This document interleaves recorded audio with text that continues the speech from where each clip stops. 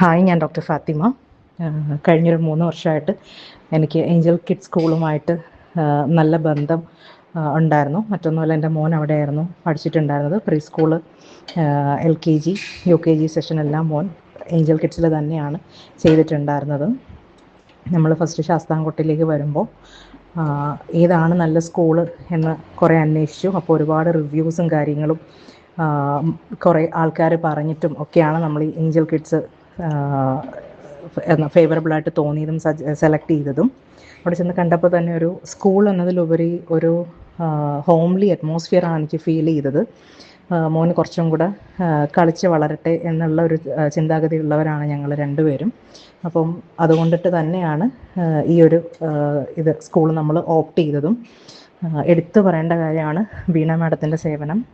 വീണ madam through out ഈ 3 വർഷവും മോൻ്റെ കരിയർ വൈസ് ആയാലും എല്ലാം അക്കാഡമിക്കലിയും അതല്ലാണ്ടും ഒക്കെ ഉള്ളൊരു സപ്പോർട്ട് ഒരു എടുത്തു പറയേണ്ട കാര്യം തന്നെയാണ്. ഒരു പ്രിൻസിപ്പൾ എന്നതിലുപരി, ഒരു സ്ഥാപനത്തിൻ്റെ മേലധികാരി എന്നതിലുപരി ആ സ്കൂളിൻ്റെ ഒരു ഓൾ റൗണ്ടർ അല്ലെങ്കിൽ ഒരു ഓൾ ഇൻ ഓൾ എന്ന് തന്നെ വീണ മാഡത്തിന് പറയാൻ പറ്റും. എന്ത് നമുക്ക് ബുദ്ധിമുട്ടുണ്ടെങ്കിലും അതല്ലെങ്കിൽ കുഞ്ഞിനെ പറ്റിയുള്ള എന്ത് കൺസേൺ ഉണ്ടെങ്കിലും ഏത് സമയത്തും വീണ മാഡമായിട്ട് കമ്മ്യൂണിക്കേറ്റ് ചെയ്യാൻ പറ്റും.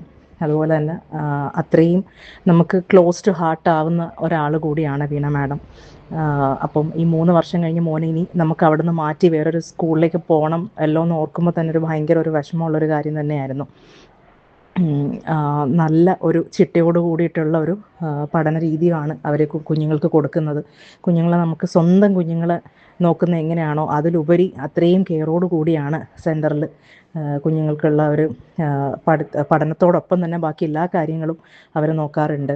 ആഫ്റ്റർ കെയറും ഉണ്ട് സ്കൂളിൽ തന്നെ. ഇപ്പോൾ 15ാമത്തെ വർഷത്തിലാണ് സ്കൂൾ എത്തി നിൽക്കുന്നത്. അത്രയും വർഷത്തെ ഒരു എക്സ്പീരിയൻസും കാര്യങ്ങളും ഒക്കെ ഉള്ള സ്കൂളാണ്.